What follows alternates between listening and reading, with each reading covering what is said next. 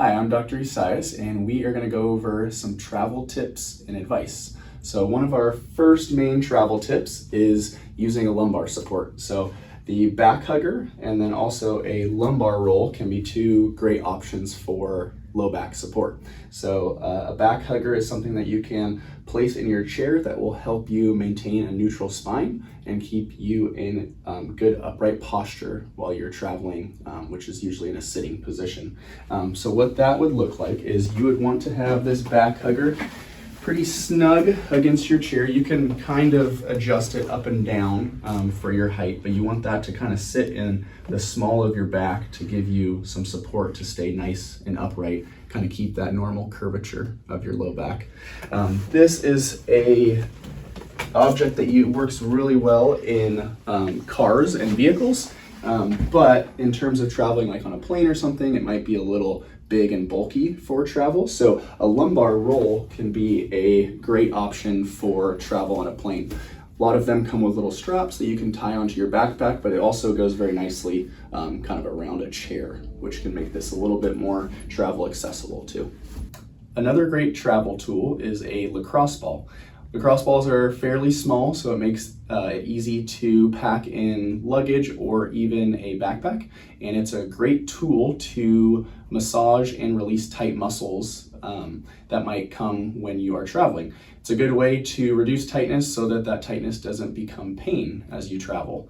So a few different areas that you can use your lacrosse ball to massage can be your upper traps and shoulders, your low back, and then your hips. And so what that would look like is finding a wall, placing the lacrosse ball between the wall and the tissue you want to massage, and then moving kind of back and forth, up and down, where you feel the tightness to help kind of roll that out. You can start with your upper traps and your shoulders, and then you can move down to your low back, just rolling and kind of releasing any muscles that you feel like are tight.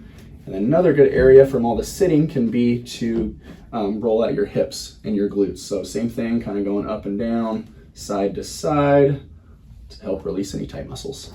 I'm going to show you a few micro breaks to stretch tight muscles while traveling.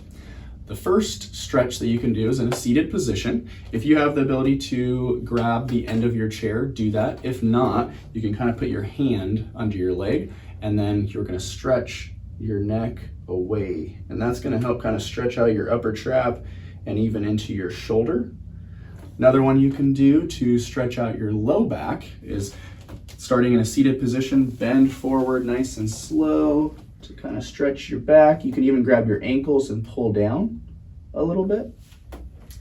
A lot of times from a lot of sitting, our hips can get really tight, so a good stretch to open up and stretch your hips can be a standing hip flexor stretch where you're standing in a split stance, kind of opening up your hips and pushing hips forward. You should feel a nice stretch in the front of your hip here.